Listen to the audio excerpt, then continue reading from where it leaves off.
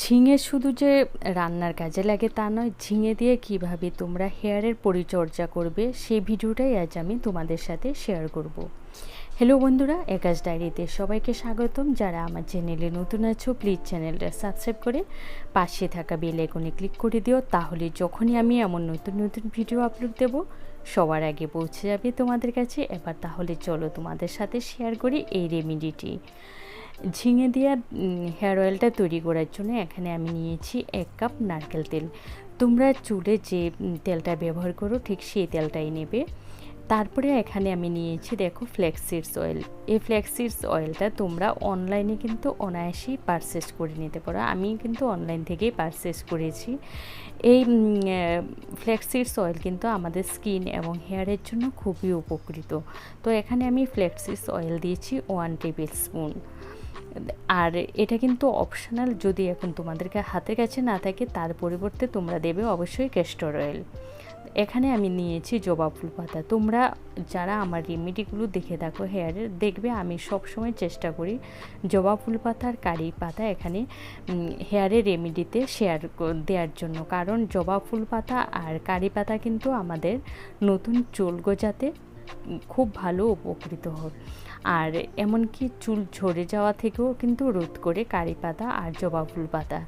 এখানে আমি কারি পাতা আর জবা ফুল পাতা পরিষ্কার করে ধুয়ে তারপরে দিয়েছি। এবার নিয়েছি আমি মেথি সিডস 1 টেবিল চামচ, আর দেব কালো জিরা 1 টেবিল চামচ। মেথি সিডস আর কালো জিরা এগুলোর গুণাগুণের কথা তো বলেই শেষ করা যাবে না। আর মোটামুটি আমরা সবাই জানি এগুলো আমাদের স্কিন এবং হেয়ারের জন্য কতটা উপকারী। এবার মেন যে ইনগ্রিডিয়েন্টস তা হলো ঝিঙে। এখানে আমি ঝিঙেটাকে পরিষ্কার করে ধুয়ে নিয়েছি। ধুয়ে এবার দেখো এমন ছোট ছোট পিস পিস করে আমি কেটে নিচ্ছি।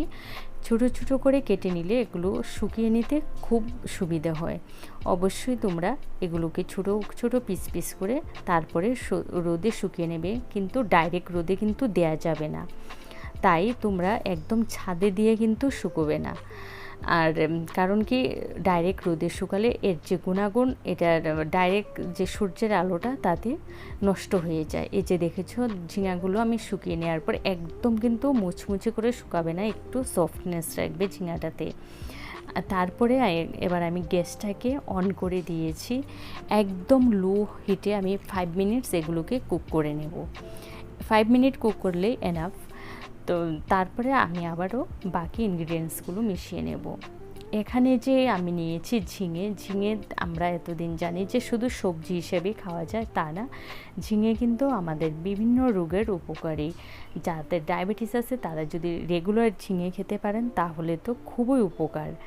আর অবশ্যই গর্ভবতী মায়েরা ঝিঙে খাওয়ার সময় একটু ডাক্তারের পরামর্শ নিয়ে তারপরে ঝিঙে খাবেন, কারণ ঝিঙে যেমন উপকার আছে তেমনি আবার কিছু কিছু ক্ষেত্রে উপকারও আছে। তাই অতিরিক্ত কোনো জিনিসই না খাওয়াই ভালো।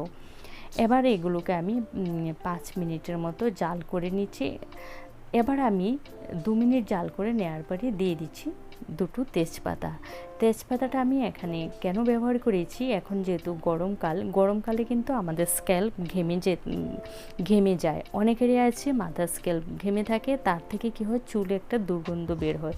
তাই তেজপাতাটা আমি এখানে দিয়েছি। মাথায় যে ঘেমে গিয়ে যে চুলের দুর্গন্ধ সেটাকে দূর করবে। আর তোমরা এই তেলটা যখন তৈরি করবে দেখবে খুব সুন্দর একটা স্মেল বেরোয় এই তেলটা থেকে। আর এটা যখন তোমরা চুলেও লাগাবে না, দেখবে এত সুন্দর একটা স্মেল আসে এই তেলটা থেকে।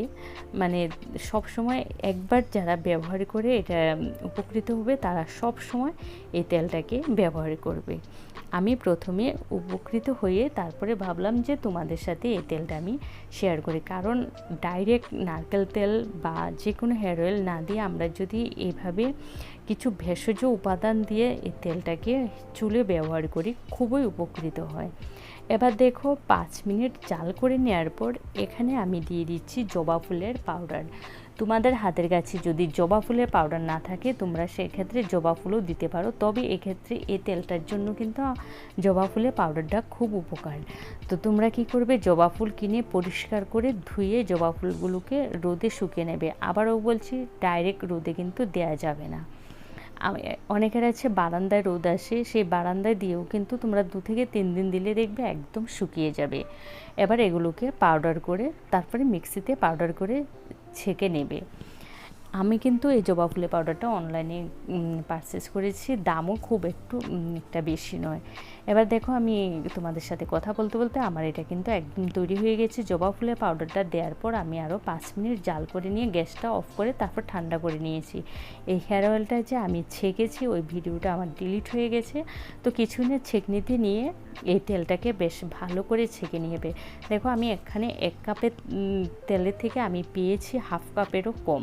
তো আমার যেহেতু এই তেলটা আগে তৈরি করা আছে তাই আমি আর বেশি করে এখানে তৈরি করে নিই, শুধু ভিডিওটা তোমাদের সাথে শেয়ার করার জন্য এই তেলটা আমি তৈরি করেছি। আর তেলটা তোমরা সব সময় ব্যবহার করতে করতে দেখবে আস্তে আস্তে যাদের পাকা চুল আছে চুলগুলো আস্তে আস্তে কালো হতে থাকবে।